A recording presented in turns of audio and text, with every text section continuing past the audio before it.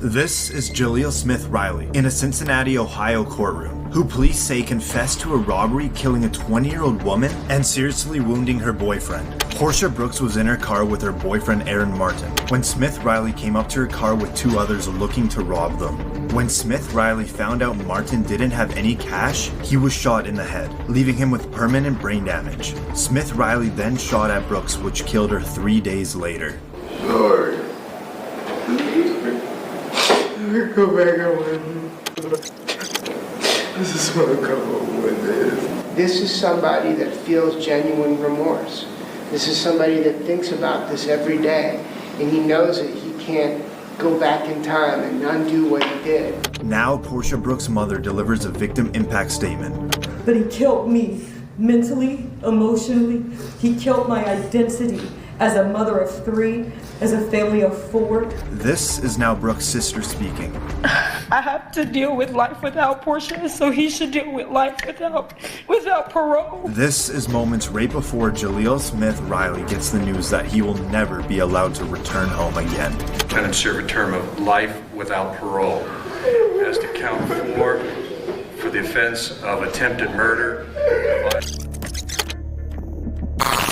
This is Diana Lovejoy. She used to be married to Greg Mulvihill living in Carlsbad, California, but soon their marriage fell apart and they divorced. After a messy divorce and lots of legal trouble, it ended with the court ordering Diana to pay $120,000 to Greg for his stake in their family house. The court also ordered that she must share custody of their son. Diana became furious about hearing the court orders, so she planned to kill her ex-husband by teaming up with her boyfriend, Weldon McDavid.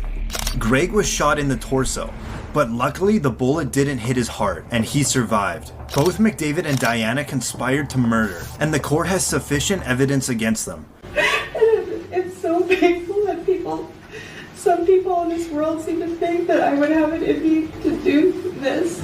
Interestingly, she fainted in court. She lowered her head down toward the defense table for a few seconds. Verdict. We, the jury, find the defendant, Diana Jean Lovejoy, guilty of the crime of attempted murder of Greg Mulvihill.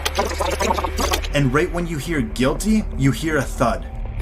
Guilty of the crime of conspiracy to commit murder. It silenced the courtroom, aside from hearing her family cry in the background. Alright, we're gonna need to take a break.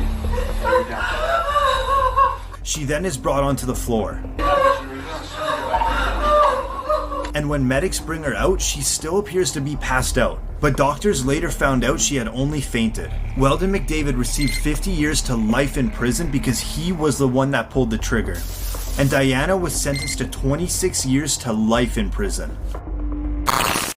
This is Seth Welch and Tatiana Fusari, a religious farming couple living in Cedar Springs, Michigan, and they are charged with murder of their 10-month-old girl, Mary Welch. Reportedly, they told police they noticed the baby was skinny and underweight, but did not seek medical attention because of their religious beliefs and mistrust of medicine and the government. This is the 911 call of the father when he reportedly found his child dead. How long ago did you find this child? It's about an hour and a half. I was waiting. I called my lawyer first thing to ask, what's the next thing I could do. So you found the child an hour and a half ago? Yeah. And called your lawyer first, correct? Yeah. Okay. When was the last time you had contact with the child? Last night,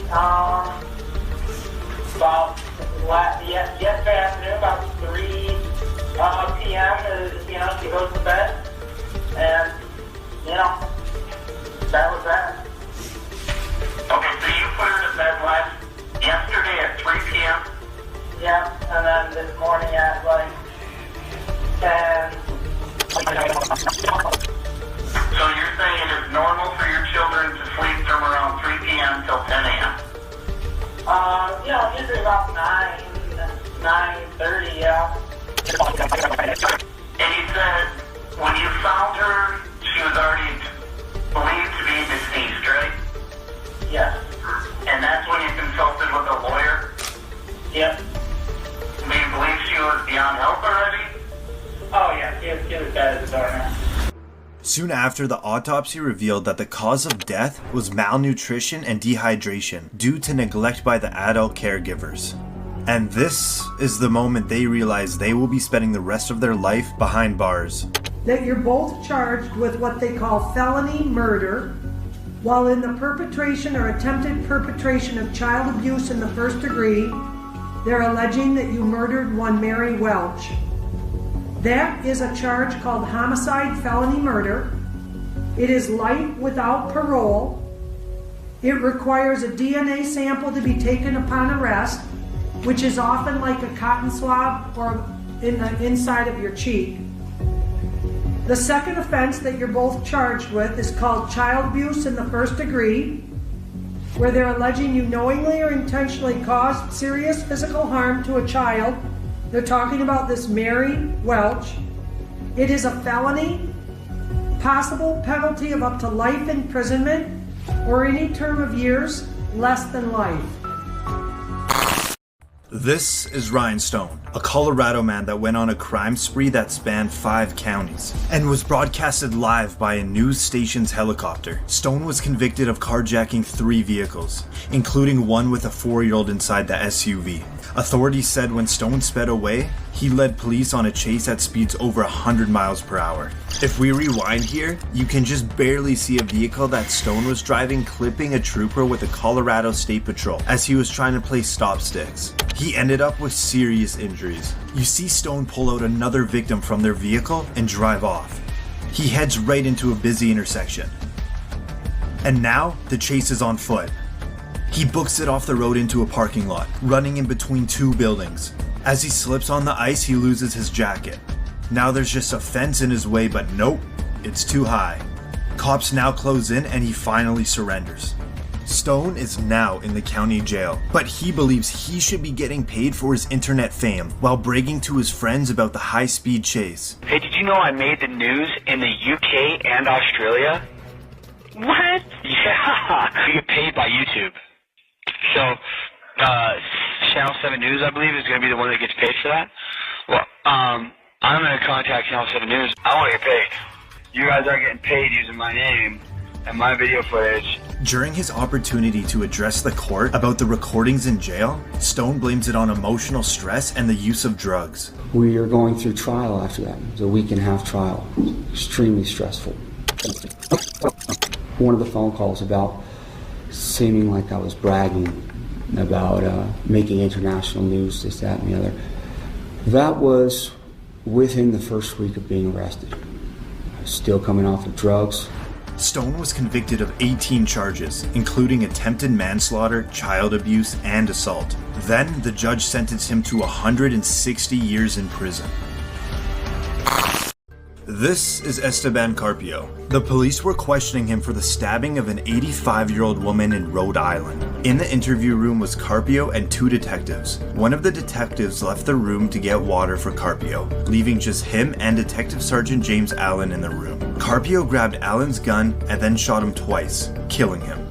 He then jumped out of a window which was 3 stories high and made a run for it, but was apprehended just 45 minutes later. At his arraignment, Carpio came in wearing a mask designed to stop the offender from spitting and biting at others. With also his face being in rough shape, it stunned the courtroom. It wasn't so much Carpio with the shocking reaction, more so his family members, making accusations of police brutality.